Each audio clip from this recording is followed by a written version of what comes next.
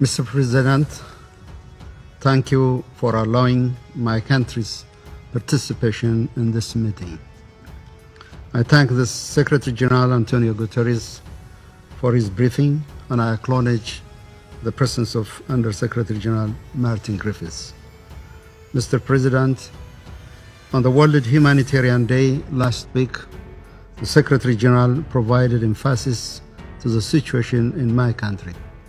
The government of Ethiopia appreciates the good faith engagement by the Secretary General.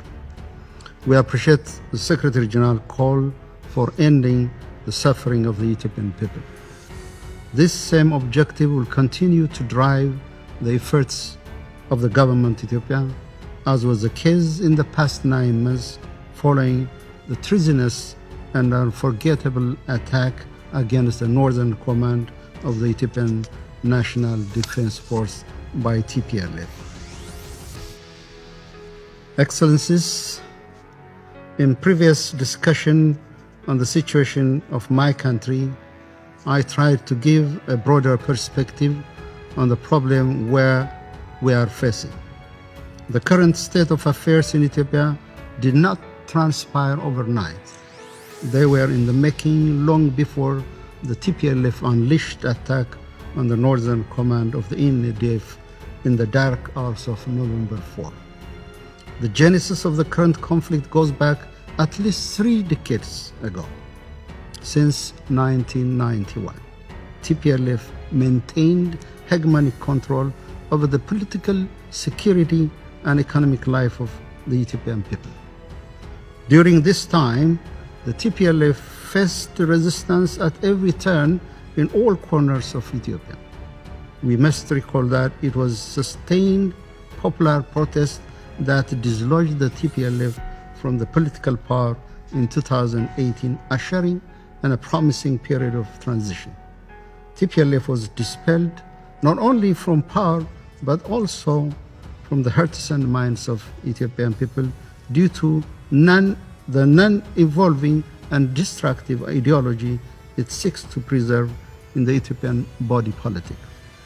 The people of Ethiopia outprogressed this political elite that stand vanguard for division over unity, oligarchy over equal opportunity, favoritism over merit. When it lost power, the TPLF retreated to Tigray, taking our people in Tigray as hostage, because as the saying goes, for those accustomed to privilege, equality feels like oppression. Still, despite numerous provocations, the Ethiopian government exercised maximum restraint until the group attacked and looted military barracks. Over the last 9 months, the government sought to uphold the constitutional order. The TPLF refused to disarm and surrender to law enforcement authorities, doubling down on its destructive agenda. Mr. President, the unilateral humanitarian ceasefire declared in June and the subsequent withdrawal of the National Defense Force from Tigray was supposed to bring calm to the region and its people and provide space for the TPLF leadership to reconsider its ruinous course. Our plan was to allow a peaceful farming season in Tigray. It was supposed to pave the way for the uninhibited flow of humanitarian assistance for the people in need. If it went according to our plan and vision, the ceasefire would have allowed us to embark on rebuilding and reconstruction in the region, and the repair and reconnection of infrastructure and economic apparatus disrupted by the TPLF. Also, children in Tigray would have already begun preparation for the 2014 school year. It is 2014 in Ethiopia, it is 2020 in the Gregorian calendar. That is set to begin next September. We had also wished for members of the TPLF that showed signals of willingness for peace to successfully advance their position and convince their peers to abide by the law and follow the path of peace. The government's commitment for peace was given no regard by the TPLF, who called the ceasefire a joke, and also by members of the international community that tolerated, enabled, and condemned the group to follow its destructive path. The repeated plea for ceasefire was ignored, and we now have Ethiopian children in Tigray subjected to forced recruitment to serve as cannon fodders. We also see aid distribution conditioned to parents giving away their children to war. Not only farmers in the Tigray region, but also those in adjacent Afar and Amhara region are now unable to farm their land, exposing them to the indigeneity of receiving aid to sustain their family. Hundreds of thousands in Afar and Amhara region are displaced and have sustained irreparable damage for their well-being. In absolute disregard for the well-being of people and in greedy pursuit, whatever is there to be acquired by creating mayhem on the very people it purports to stand for, TPLF blocked humanitarian aid. The group also engaged in formalization of fronts between internal and external actors bent on destabilizing the great nation that is Ethiopia.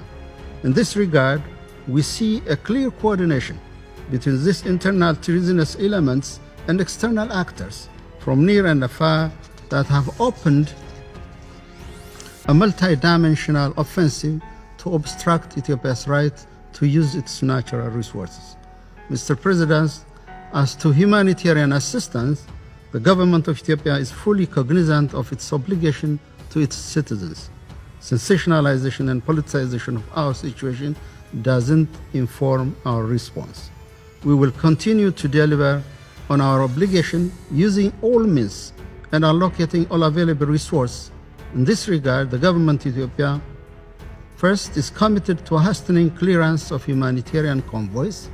In fact, we are committed to reducing the number of checkpoints and to fast-track scanning process. We are working with partners to introduce modern scanning technology. Second, we'll continue to consider requests for humanitarian flights. World Food Program and the National Disaster Risk Management Commission are administrating their humanitarian flights with no impediment. Third, we'll continue to provide cash and manage it in a predictable and sustainable manner for all humanitarian agencies. Similarly, the resumption of public service requires peace and rule of law in Tigray. These essential services cannot be reconnected while the group that today killed 33 infrastructure operators and engineers, looted aid, diverted aid, and confiscated humanitarian convoys continues to persist on its destructive path of war. Mr. President, our goal is peace. Unfortunately, the TPLF is standing between Ethiopia and peace. TPLF is not the victim, it is the culprit. The people of Ethiopia, especially those in Afar, Amhara, and Tigray region, are living under undeserved and insufferable conditions. We are startled by everyone that appears to have been calling for peace and pressure the government for suspension of its law enforcement operation, to later on tolerate and ratify through their reticence the expansion of violence and mayhem by the TPLF. Our plea to all, with a sincere wish to help us realize peace, is to put pressure on this lawless group to stop its criminal advance, to abandon preparation for combat and abide by the laws of the country. The group must also irrefutably delink itself from internal and external sponsors and affiliates. As to the international community, we ask you to remove the actual or perceived support emanating from your side that this group feeds off. It has to only comply with the requirements set by the government and free the people of Tigray from its egoistically grip. Absent compliance with the laws of the country, the government of Ethiopia will apply and any means necessary to ensure law and order. Regarding some of the unsubstantiated assertions we heard today, we call upon members of the Council to be cautious about facts and misinformation that has dominated the scene. There is no discrimination based on any ground, including ethnicity, religious, or any other background. We are not people with less moral. We are people of values. We survived for centuries through social cohesion. We built unity while honoring differences. The Ethiopian reform is all about how to strengthen our unity and live in harmony. The reform is not to learn to die through ethnic divisions, as has been professed, propagated, and implemented by TPLF for over 30 years. Mr. President, I would like to use this opportunity to express our gratitude for all of you who stood with us in times of our need. At the same time, we respectfully assert our sovereign integrity as an ancient, independent African country on a constant strive to overcome its challenges. In this regard, I would like to underscore the severe mentality that seeks to undermine the sovereign right and responsibility of states of their own security and well-being of their people have proven harmful in very many instances. We only hope the right lesson are learned.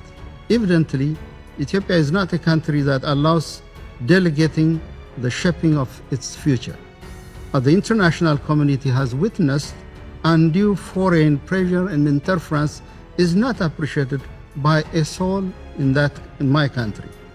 And after the fact regret and admission of failure in foreign policy will not help. Hence, we call on everyone concerned to work with us. We are ready to work with all well-intentioned partners. I thank you, Mr. President.